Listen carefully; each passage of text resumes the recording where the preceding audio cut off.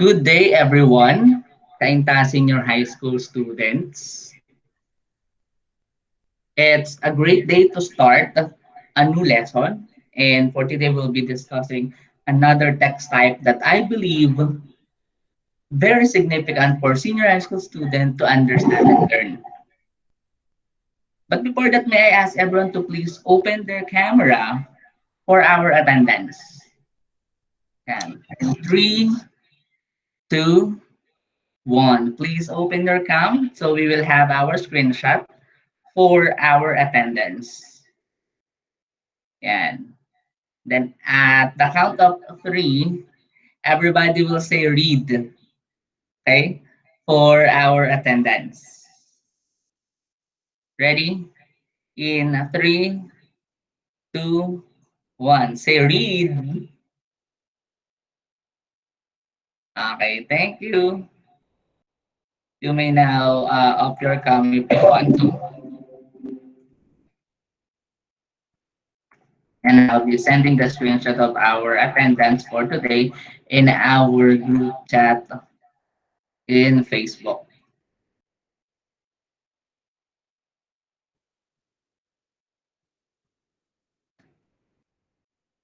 So one of the text types that you have to understand when you are in senior high school is what we call definition text. But before we proceed to what we should have today, let us proceed to the following slides. So at the moment, these are the content of the news. Okay, we are in a lockdown or in a quarantine rather. We have been experiencing different kinds of emotions or feelings because of what COVID-19 or pandemic uh, brought to us. Now, moving forward, so COVID-19 is one of the most famous words online since we can't go outside and all we have um, in life as of the moment are the gadgets that we have at home. And to connect to the world, what we are doing is we are browsing news, we are scrolling through our social media platforms or accounts for us to be able to know something about the world rather. And for that, we have been reading COVID-19. And now, for the first activity, I want you to associate words to COVID-19. In our chat box, please write a word or phrase that you can associate to COVID-19. Begin. You may now activate your chat box. According to Gerald Dokila, lockdown. Okay, so let us include that in our semantic web. Lockdown. Go ahead. You may add words. Lockdown.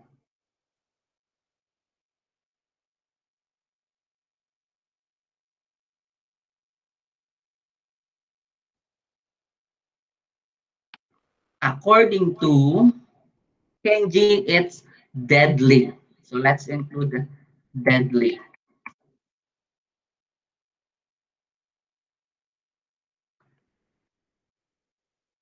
According to Stephanie, it's infectious. Infectious. And Rosalind said poverty. Let's include that.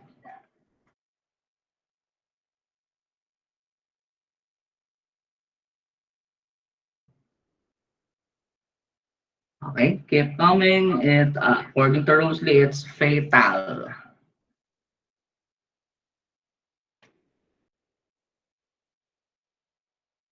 What are other words that you can associate to COVID-19?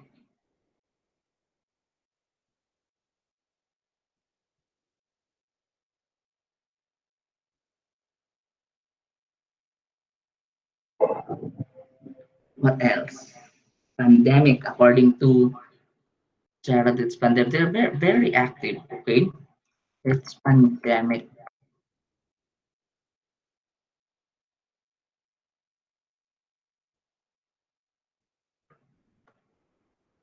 What else? According to Kenji, it's uncontrolled.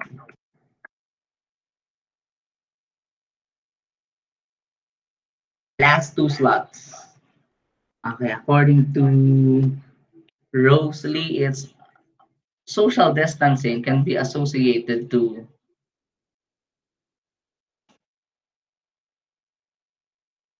COVID-19.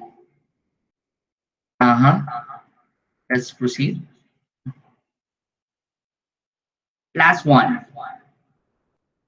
Okay. According to Liza, it's virus. According to Jasper, it's fear. And according to Oliver, it's destroyer, perhaps lives destroyer. Okay.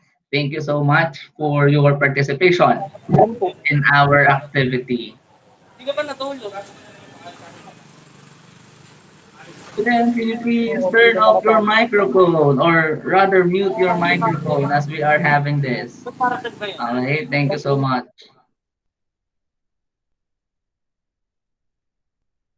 Let us now proceed to the other part of this activity. Have your guide questions.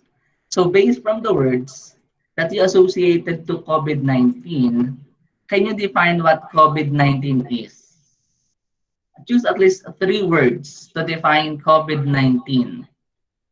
For those who would like to answer, you may unmute your microphone and set permission to speak, sir, and then your answer. Just select at least three words from this semantic web. Anyone? May I speak, sir? Sure. Go ahead. So,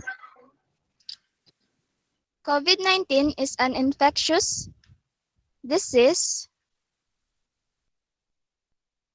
during is an uncontrolled wait, sir. Go ahead. Go COVID-19 ahead. is an uncontrolled infectious disease during the time of pandemic. Okay. Thank you so much, Stephanie. Very good. Who else would like to try? You are very familiar with what is going on around the world or around the Philippines. Sir, Very good. Yes, permission to speak, Kenji. sir. Go ahead. Sir, COVID-19 or this coronavirus causes social distancing. At the same time, it is deadly, and because of these effects, there is a big loss in terms of tourism for the Philippines. Thank you. That brings us Yeah. perhaps poverty, right? Yes. Yes, sir. Okay. Thank you so Thank you much, so much. Kenji. Very good. So apparently, from what you are saying, or from the fact that you were able to define what COVID-19 is through the words that you have associated, I must say that you are very familiar with what is happening around you. Okay, let us proceed.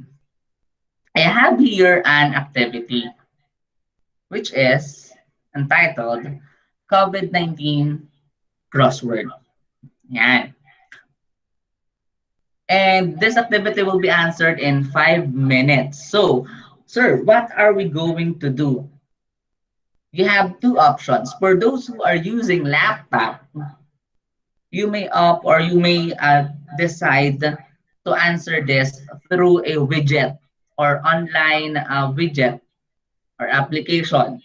For those who are using cell phone, you may grab a pen and a paper and then answer this 1, 2, 3, 4, 5, 6, 7, 8, 6, 7, 8, 9, 10 items in 5 minutes only. Any question before we start our 5 minute timer?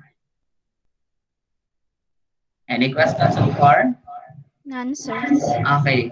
So for those who are cell phone user, you may answer by using pen or paper. For those who are using laptop, you may click this link. I'll be sending this link in our chat box. And then when you open it, you will be directed into a different window, which is this one, a widget. Here, you can edit or you can add letters in the widget. Let me show you what a widget look like.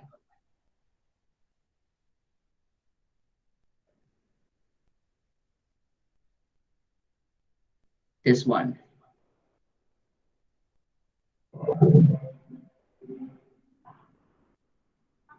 Okay.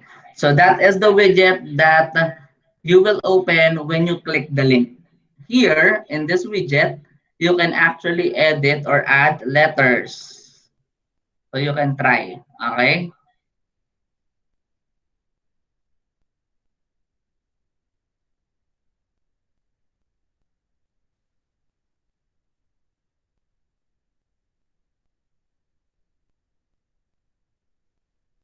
If there will be no more question, your 5 minutes starts start now.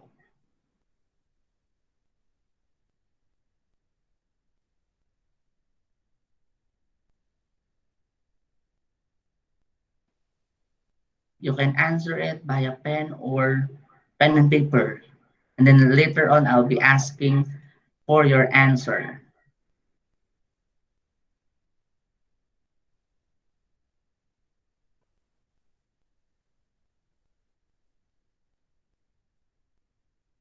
You may screenshot this one. So you could always go back to it.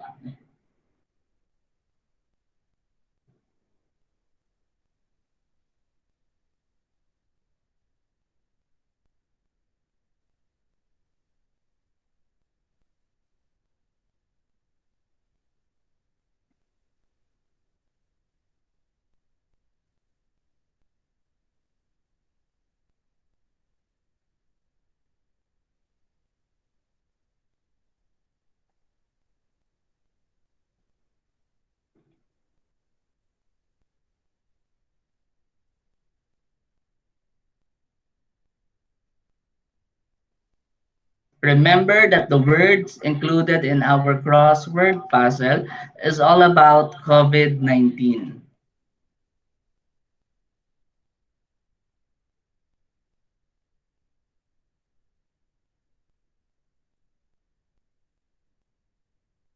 Last 2 minutes.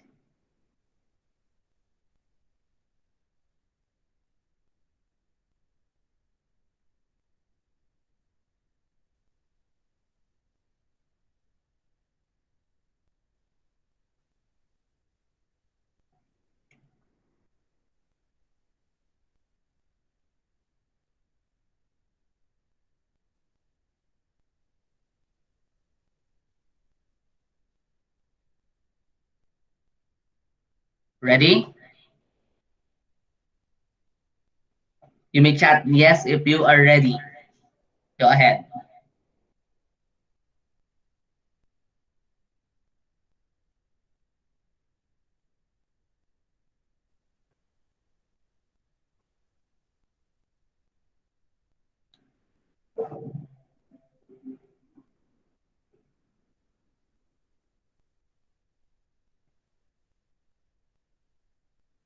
Ready for number one. Who would like to answer? Number one. Yes, Gerald. Do you want to say something? Can you please read number one and answer? For number one, this has been the cause of ECQ fight 510,000 death cases around the world in 2020. COVID-19 po, sir. Okay, thank you so much. Very good. COVID-19, let's see. Mamaya, i-reveal natin ang lahat ng answer. How about number two? Who would like to answer number two? Read the statement first and then state your answer. Sir, Yes, Jumil. it it is wait lang. It is Go a ahead. disease that spread across a large region, for instance, multiple continents or worldwide, affecting a substantial number of people. The answer is? Pandemic. Okay, let's see. Thank you so much. Number three, who would like to answer? Sir, permission to speak. Go ahead, Kanji. Number 3. Overpriced liquid used in sanitation. Mm-hmm. Alcohol. Let's see. Okay, so remember your answers. Thank you. Number four. Thank you so much, Kanji. Number four. Permission to speak, sir.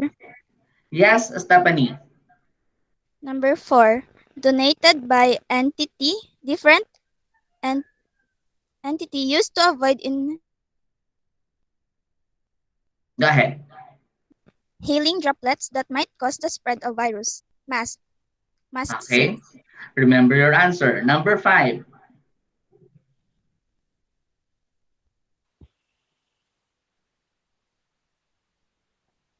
Sorry, what number are we?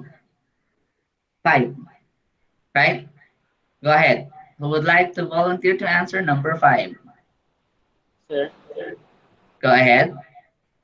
all establishments are closed as well as boundaries of places to avoid the spread of virus.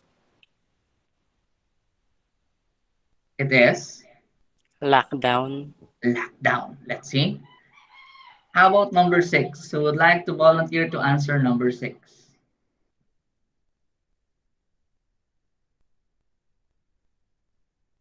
Mm-hmm. Permission Okay. to speak, sir. Yes, Stephanie. Number 6. 20 seconds of performing this is enough, but it should be performed frequently. Hand wash. Hand wash. Okay. Number seven. We are down to our last four numbers. Number Permission to seven. speak, sir. Go Permi- ahead. ay, Yes, Rosalie. Go ahead. number 7 po. Number seven. Go ahead. Implemented from 8 p.m. to 5 a.m. Violators will be punished. Curfew, sir. Curfew. Let's see. How about number eight? Permission to speak, sir. Yes, Chris. Sir, nawala.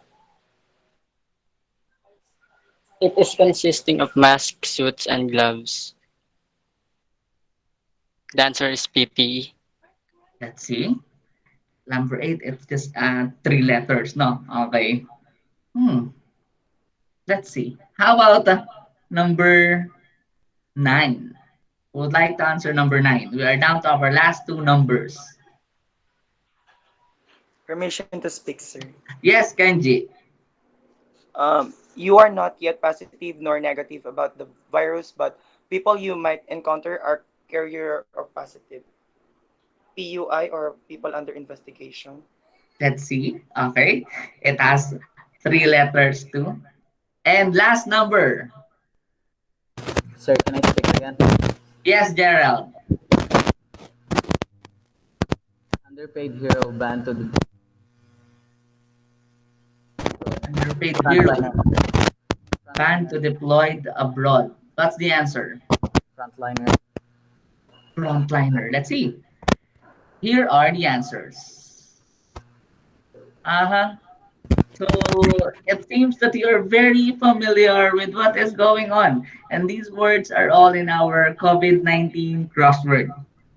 Can you give yourself a virtual clap? Can I hear it?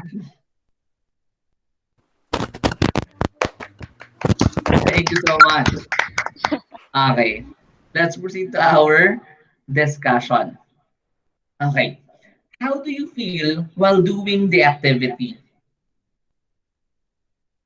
How do you feel while doing the activity? Oliver, can you share something about how do you feel while doing the activity? How do you feel? What's running through your mind as we are doing the activity? You can unmute and share us what are your thoughts.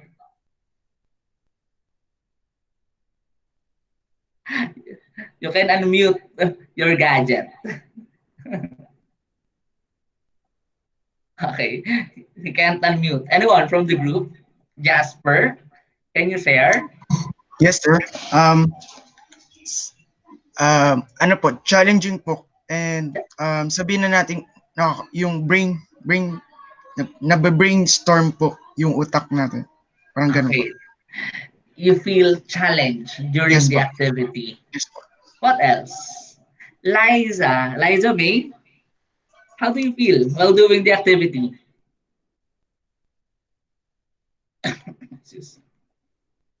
Liza, kung naririnig mo kami, tagalawin mo yung baso. Sir, ano po, How do you feel? medyo nahirapan ko mag-cope up po. Okay, Lalo na po, so it's challenging din for you.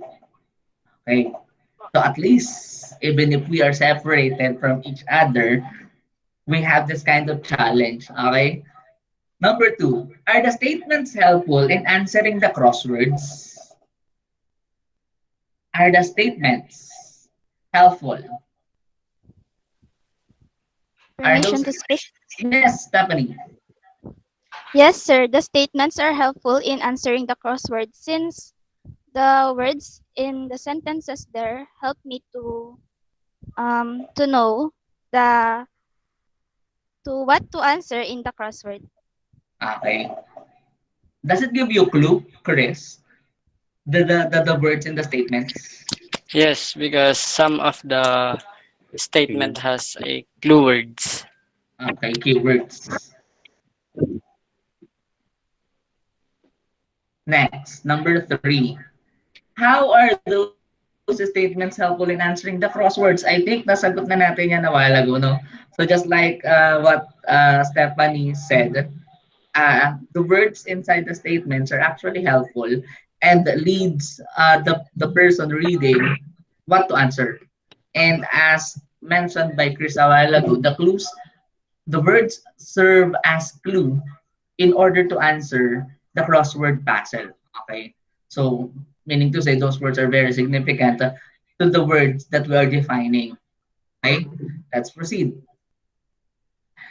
Accordingly, some academic texts are developed by definition.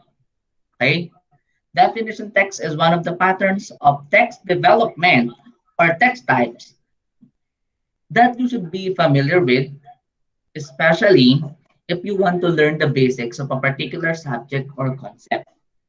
Okay, so the statements a while ago are some sort of definition defining the words that should be written in our COVID-19 crossword. And apparently, those words are very helpful for us to understand what to answer or for us to know what to answer in our COVID-19 crossword. Okay, to learn more about what a definition text is, let us watch this video.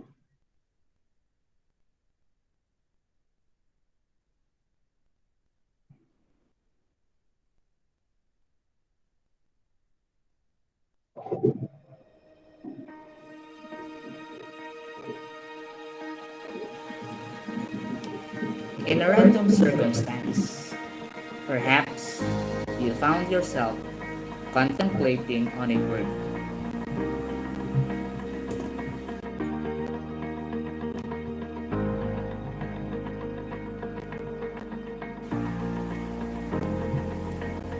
A word that you just read but you are not familiar with.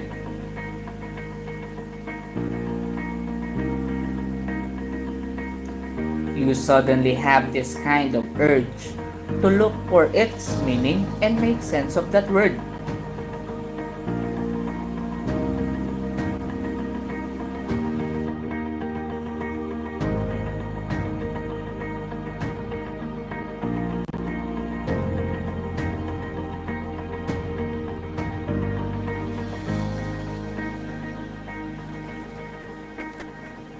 And as you search on the internet, the web gave you a lot of paragraphs explaining the term you want to learn about.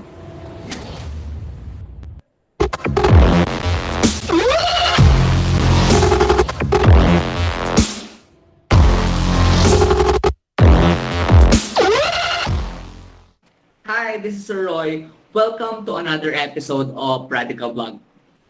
For this video, I'll be discussing definition text. In academic text, we usually encounter different kinds of definition, and probably you encounter formal definition. Formal definition has three parts, and we should be familiar with those three parts for us to be able to understand what are those texts developed by definition. Without further ado, let's discuss. Definition text explains a concept, term, or subject. The main purpose of definition text is to tell what something is. One of the most significant part of definition text is a formal definition. A formal definition has three parts. First, the term to be defined. Second, genus, the general class to which it belongs. Third, the differentia, the characteristics of the word that makes it different from the class where it belongs.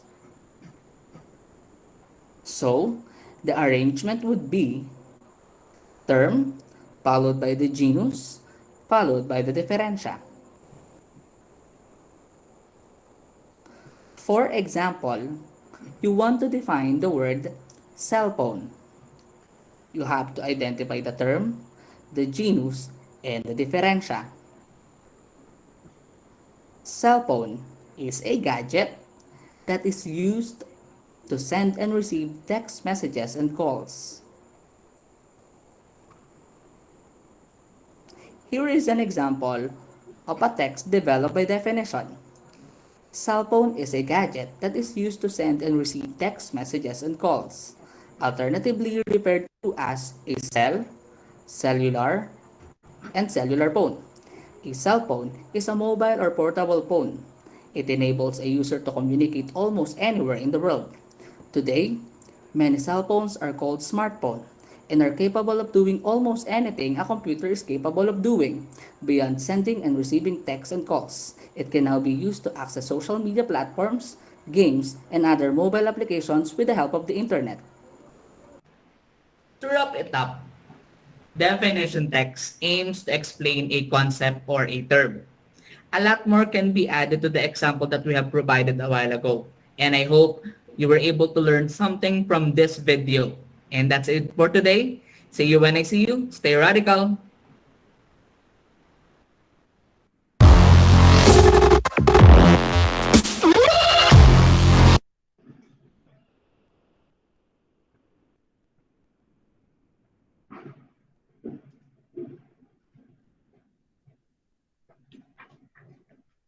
Stay radical. Anyway, so that is definition text or what definition text is all about. Let's proceed to our discussion.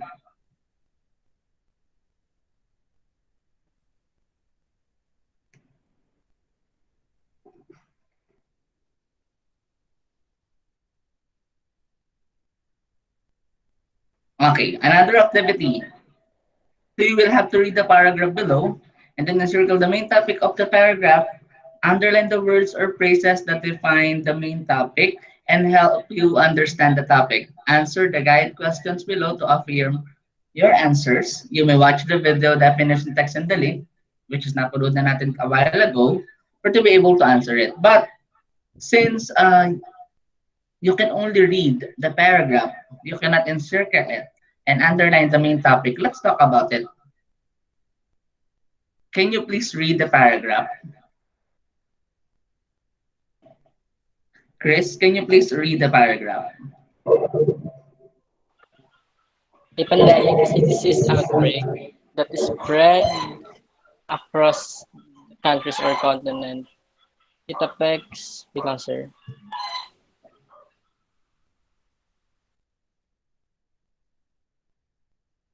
It affects more people and takes more lives. Oh, I think he has a connection problem. Yes, Liza, can you please read? A pandemic is a disease outbreak that spreads across countries or continents. It affects more people and takes more lives than an epidemic. The number of lives lost in a pandemic depends on how many people are infected, how severe of an illness the virus causes, its virulence, how vulnerable certain groups of people are, and how effective prevention efforts are. Thank you, Liza. Let us now proceed to our guide questions. So, based on an example definition text that Liza read a while ago, what do you think is the main topic of that paragraph? Anyone? Sir, permission to speak, sir. Go ahead, Jasper. Um, Pandemic, sir. Pandemic, very good. Let us proceed to the other question. What are the words or phrases that help you understand the topic? Can you please cite a word or phrase that help you understand what a pandemic is based on the paragraph? Permission Stephanie, to speak, sir. go ahead. So the phrase there is, it is a disease outbreak that spreads across countries or continents. Okay, so those words or statement help you understand what is a pandemic. How are these words helpful for to be able to understand the paragraph? How does it function in the paragraph?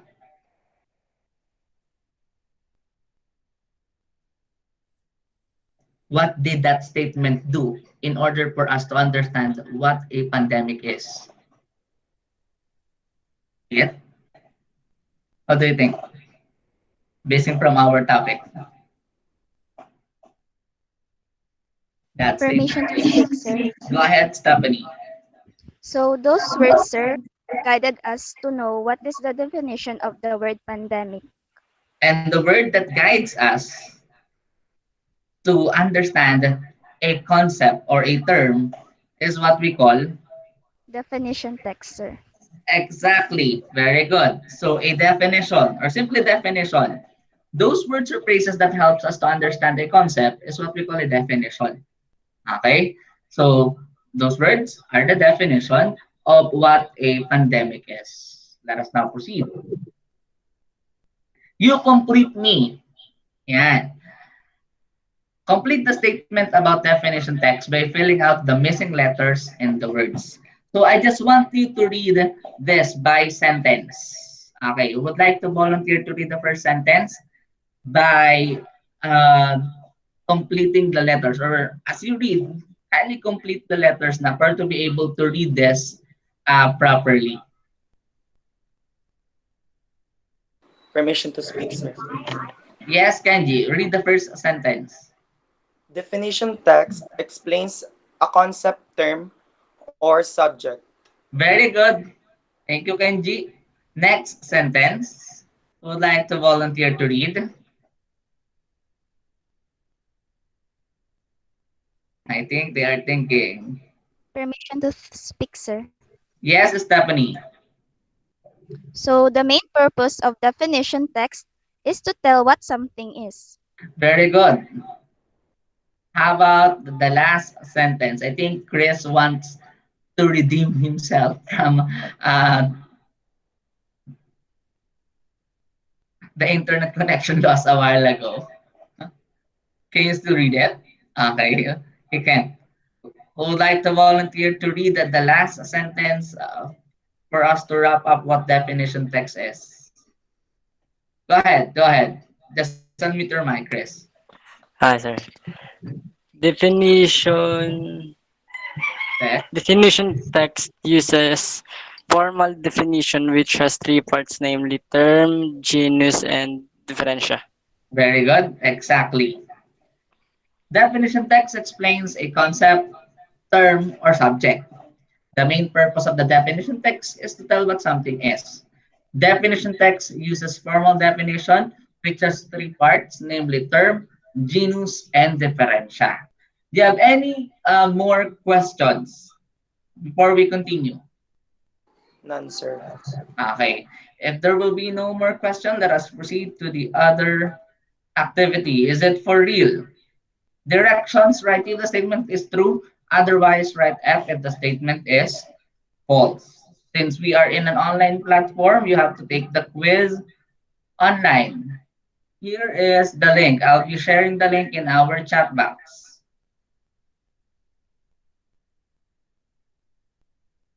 Okay. So for those who are using cell phone, you may opt or decide to leave this class and then be back after 5 minutes for you to be able to answer this. Okay, for those who are using cell phone, but for those who are using laptop, just click the link that I shared in our chat box in our Google Meet for you to be able to answer it.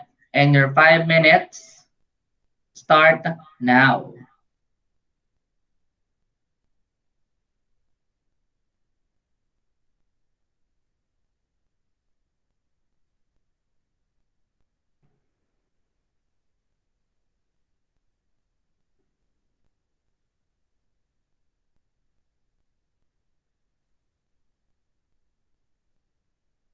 Okay, it's just 1 or less than 2 minutes, but I am receiving feedback or answers.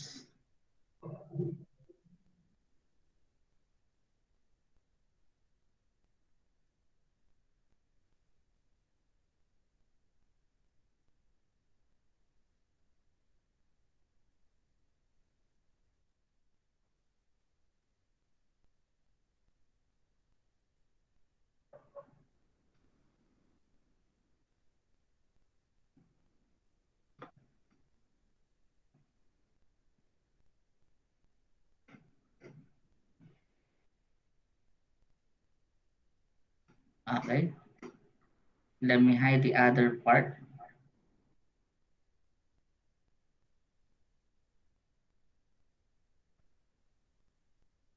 Okay, let's see. Let's check your work.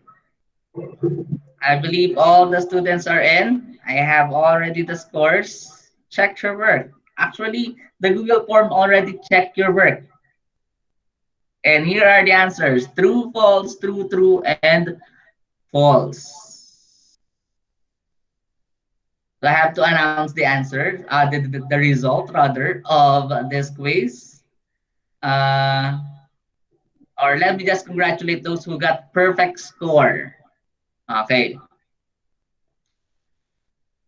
When I mention the name or the surname and the scores, I want to hear your clap. Is it okay? Yes, sir. Okay. 5/5. Banawi's Chris Lawrence from UMS A. 5/5. Dumatol Rosalie from UMS A. Applause, please. 5/5. Servo Stephanie, ABMA. Okay. So I think most of you naman were able to answer it properly. And I think most of you were able to get at least 60 to 70% correct answer. Okay. Thank you so much for answering the quiz. Let us now proceed to the next part. Assignment.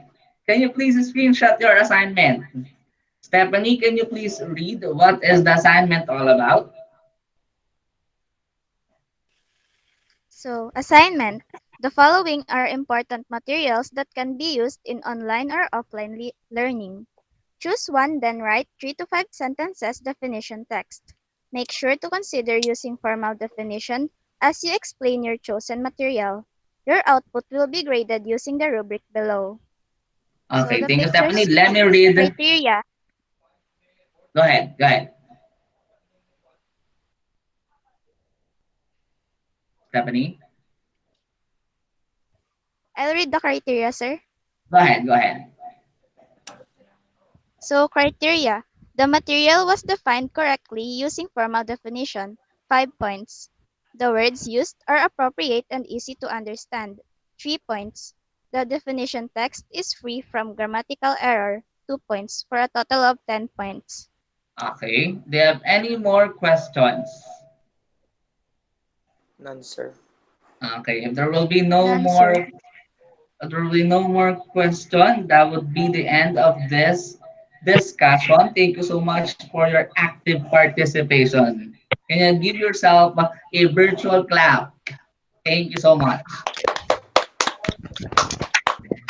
Can you please open your account for the last time for our attendance? Open your account for our attendance for the last time. Ready? In the three, say Rida. In three, two, one. Say read. Read. Hey. Thank you.